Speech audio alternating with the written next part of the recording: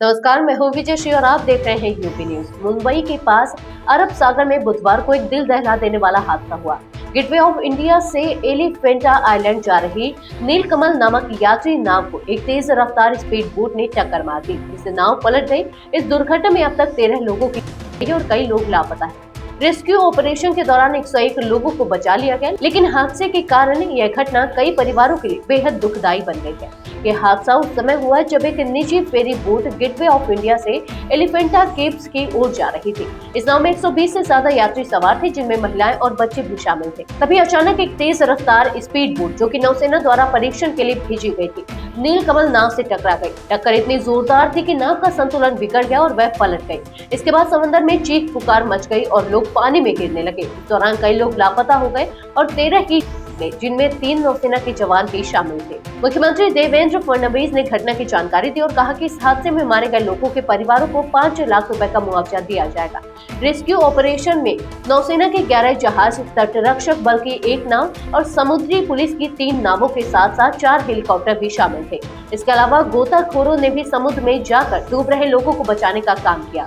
हादसे के तुरंत बाद मुख्यमंत्री ने जांच के आदेश दिए और पुलिस तथा नौसेना को इस घटना की जांच सौंप दी। रक्षा मंत्री राजनाथ सिंह ने भी इस दुर्घटना पर दुख व्यक्त किया और कहा कि इस तरह की घटनाओं को रोकने के लिए हर संभव कदम उठाए जाएंगे। इस हादसे में बोट पर सवार एक जर्मन पर्यटक ने 5 साल के बच्चे को बचाया, जो कि डूबने के कगार पर था। बच्चे का इलाज अस्पताल में चल रहा है। हालांकि जर्मन पर्यटक का दोस्त, जो इस घटना के बाद से लापता है, अभी तक नहीं मिल पाया है।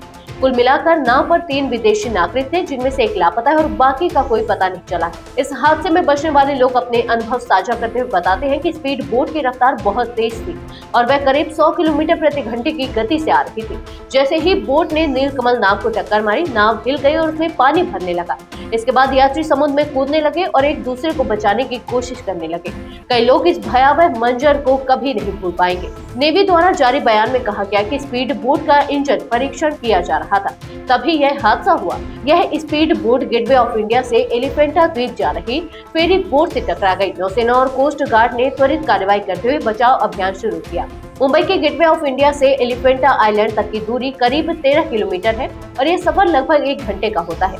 एलिफेंटा गुफाएं एक प्रमुख टूरिस्ट स्थल है, जिन्हें यूनेस्को द्वारा विश्व धरोहर स्थल के रूप में मान्यता प्राप्त है। इस दर्दनाक हादसे के बाद जो भी लोग इस घटना का शिकार हुए हैं, उनके परिवारों को शासन द्वारा हर संभव सहायता दी जा रही है। फिलहाल स्थानीय पुलिस और भारतीय नौसेना ने मामले की पूरी जांच शुरू कर दी है और उम्मीद की जा रही है कि गुरुवार तक इस हादसे के बारे में पूरी जानकारी मिल जाएगी। तो यह थी हमारी आज की खास रिपोर्ट। आपको ये कैसी लगी, अपने विचार हमसे साझा करें। इस वीडियो को लाइक और शेयर करें, साथ ही चैनल को सब्सक्राइब करें।